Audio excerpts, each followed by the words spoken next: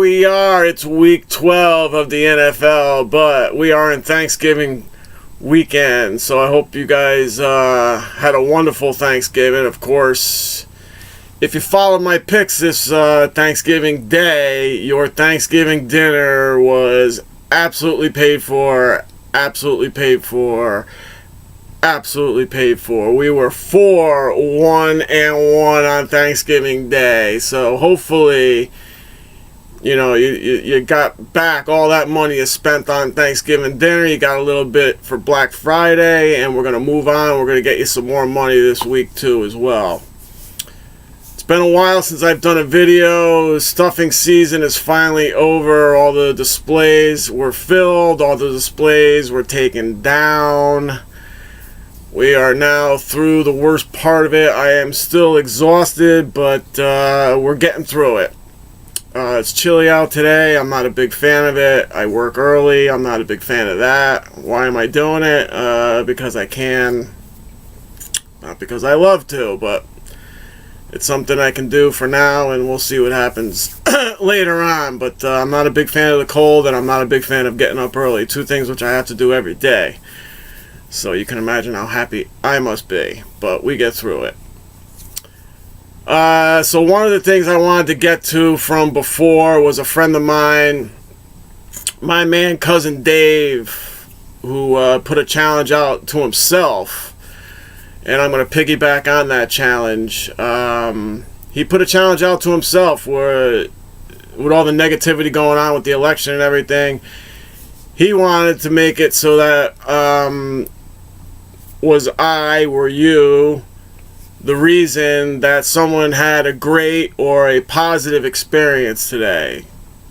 So he tries to make sure that every day that when he gets up, at some point he's the reason that someone else has a great or a positive experience during the day. Every single day. Now that's not an easy thing to do because, we all have bad days.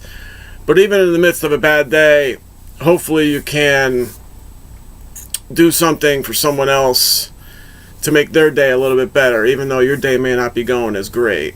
And an example of this was I did it yesterday. I bought, there's a bank that I go to I can't say every Saturday, but the last 3 Saturdays I've been going to cash a check. Now, I did this for 2 reasons. Number one, to help the people in the bank stay on my side, which they are, so when I go to cash a check I don't have really much of a problem. But at the same time, we were talking about pizza, and there was a pizza place that recently opened up near us that I wanted to try, and they were talking about it. So actually the pizza place opened up, I guess it was about a year ago, which I didn't know about. So anyway, I decided to buy the ladies lunch yesterday, so I bought them a couple of pizzas to enjoy for their lunch, and they were ecstatic. So I did actually brighten up someone's day yesterday. I try to be, a good son, a good brother, a good friend, what have you, good nephew, good cousin, whatever it happens to be. So I'm putting that challenge out there to all you guys. This is from Cousin Dave to me, to you. Were you the reason someone had a great experience today, a positive experience today? So go out, do something nice for someone else. Don't expect a thank you, just do it, and be thankful that you were able to make someone else happy. Should make you happy. So if you're having a bad day, this will help clean that up for you. All right, people. A couple of things that I was going to talk about. One thing I found out over the last couple of weeks was that Dr. Seuss, the creator of Dr. Seuss, actually pronounced their last name. I guess it was his grandmother. They pronounce it Dr. Seuss. But everyone, when it first came out, was pronouncing it Dr. Seuss. They never bothered to correct anybody, and so the name stuck, so it's Dr. Seuss. But the real pronunciation of that word is Seuss, as in Rolls Royce or whatever. Choice. You come up with something else, alright? So I thought that was a fun little fact. We have a new follower on Twitter. His name is my man, Lucky Lance. I love that name, Lucky Lance. He's a top handicapper in the industry. I am a top square bettor, mush bettor, however you want to put it. And we are in the midst of a square bettor's paradise right now, as atoned from this past Thanksgiving Day.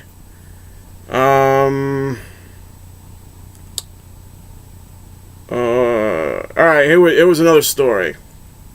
Sorry, I didn't do much homework. I had a lot of stuff written down, and I'm trying to go through this as to what I want to put out and what's still relevant. There was some stuff from Thanksgiving Day that I wanted to put out there, but we're past Thanksgiving Day, so there's no point in doing it. There was a high school football team that is suing for a win. Apparently, the team that lost is suing for a win. They're not suing the other team, they're just suing for a win because they lost. There was one play at the end of the game, the last play of the game that they ran, there was a penalty, and it was on 4th down. And I guess there was only, 4 seconds left, so in essence the clock should have ran out, but the penalty was on them. And what happened was that they turned the ball over. The refs turned the ball over to the other team and gave them one untimed down, which they shouldn't have done, apparently. It's not in the rules. They never should have done it. And then, with that one play left, the team that was down by 3 points kicked a game-time field goal, put the game into overtime, and then the team that ultimately should have won ended up in a tie, and then they ended up losing the game because in overtime, that team that kicked the field goal, this is so convoluted, it's ridiculous. In essence, they lost in overtime. So after being tied at the end of regulation, which they shouldn't have, they should have won the game by 3. They ended up tied. Then they go into overtime and ended up losing. So now they're suing to have that ruling overturned and give them the win. Now, I get that the fact that the refs never should have gave that other team a down. But the rules state in that league that a ref's decision is final. So if you're a judge and you're hearing this case, you could just say, look, that's what the rules are. You got to live by those rules. Or you can do something like give them co-champions, or I just wouldn't give them the win. I would either make them co-champs or just tell them to go home, you lost. More than likely, I would just tell them to go home, you lost, because this sets really a bad precedence, number one. And number two, it teaches a bad lesson for these kids that, if things don't go your way, you could just sue your way out of it. Which you can't do. It doesn't happen in life. Sometimes you can, but most of the time you can't. Especially with something this stupid. It's like it's kind of like the hot coffee thing where that woman sued McDonald's because the coffee was too hot. I mean, come on. And I think she won that case, actually. That's a case of where you're suing your way out of nothing. So, I guess that's about it for the stories.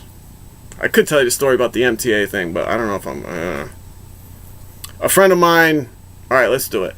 A friend of mine put it up on Facebook that the MTA had done her wrong. So I'm like, who the heck did you wrong? Who was this? I'm used to these, I don't know what you call them, acronyms. I don't even know if that's the right term. Where, everyone's putting WTF or what the fuck, or LOL or LMAO or MO, whatever it is. LMAO, yeah. All these stupid things. So I'm like, what the heck is the MTA? Who's MTA, or what is MTA? And then I remembered she lives in New York City, and she's just talking about the MTA. So if you don't know what the MTA is, look it up. Alright? That was just another stupid, funny little fact for the last couple of weeks. Alright, so we got Lucky Lance, who's coming on board. We're going to move on to the picks for Week 12. I have my man Tony DeFelice, who I've known now for 33 years, a man I worked with at Burger King as kids, and also my boy Tom Hessman down in Florida. Two great guys, checking in and watching the videos. I appreciate it, fellas. Hopefully one day I'll get to see you both. Tony, you live close, so we really have no no excuse for not getting together at least once. But we got your back, Tony. We got Miami this week. And Tommy Hessman, I hope everything is going all right with you down there with that ridiculous spider bite you got. The kid's got a spider bite on his, I don't know, his arm, his leg. I don't know what it is, but it's a big gash on his. It looks like a pterodactyl took a chunk out of his leg or his arm or wherever it happened might be. Whatever. All right, so on to this week's picks. We were 4-1-1 over Thanksgiving, 5-3 last week, bringing our yearly total to 36-20-2, roughly about 64% for the year, which is actually very, very good. It means you're making money. I got a lot of picks. There's nothing that I really, really liked. A lot of crazy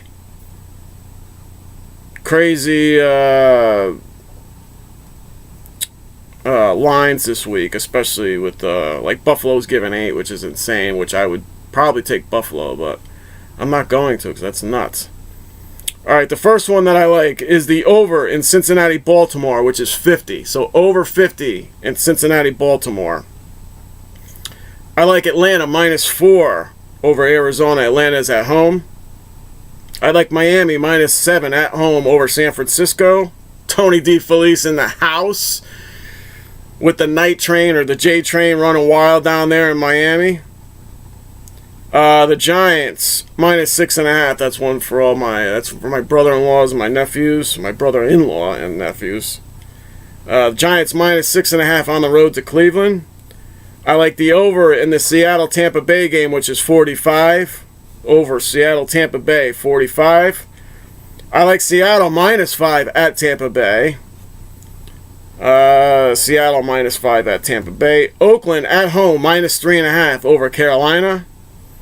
And I like the over in the Kansas City-Denver game, which is 39.5. That one's kind of a sucker bet. 39.5 is low. They're really telling you that game's going to go under, but I'm going to bite on that one. I'm going to take the over in the Kansas City-Denver game over 39.5. I do like New England tonight, but I'm not going to make it as a pick. But, of course, I got to get back on that horse. And that's about it. Let's go through them again. And again, now, here's the importance of buying at least a point in a lot of these. You got to buy down to what the number is. Now, Atlanta -4, you want to buy that down to -3. Case in point was the Minnesota game. If you took Detroit, you were fine at -2. But if you took Minnesota at +2, you're a loser. That's why I said buy up to +3, and you got to push. That's the way you buy yourself out of a loss into at least a push. If you bought another half point up to 3.5, you made it a winner. But at least buy yourself a point onto the number, which is either 3s, 7s. You want to buy onto those numbers or buy off of them, depending on which way it goes. So Atlanta at -4, you want to buy that to -3. The over in the Cincinnati-Baltimore game, maybe buy a half point, just so that if it hits 50, you're going to get a winner. Miami -7, buy that down to -6 at least, or at least get down to 6.5. One or the other, 6.5 or 6. I would say get it down to 6. So at the worst, you're going to get a push. Remember, there's a lot of missed field goals going on. Giants -6.5, buy that down to -6 at the very minimum. If you can get a good price on -5.5, go to 5.5. Over Seattle-Tampa Bay, over 45. You should be able to get a good price down to 44. 45 is definitely a number to buy off of. So if you can get it down to 44 or 44.5, that's great. Seattle -5. I mean, unless you're going to buy 2 points, you're going to pay a lot of money for it. Maybe buy a half a point or a point. Even a full point down to 4. Again, remember those missed field goals are huge. Oakland -3.5. Buy it down to 3. Buy it down to 2.5. That's what I'm going to do. At minimum, buy it down to -3. And the over in the Kansas City-Denver game, 39.5. You could probably just leave it there, 39.5. I think 38 is the number to get to. 38. 42, 45, those are the numbers to get to. Even 41. So 39 and a half, you want to come down a little bit on that, that's fine, but you don't really have to on that. Alright, people? Hope you had a great Thanksgiving. Let's win some money for Christmas. You already paid off your Thanksgiving dinner. Again, Tony DeFelice, Tom Hessman, my man Lucky Lance. I hope all you fellas are doing well. I hope all you guys are doing well. Thank you very much for watching. I love you all. And we'll see you again next week.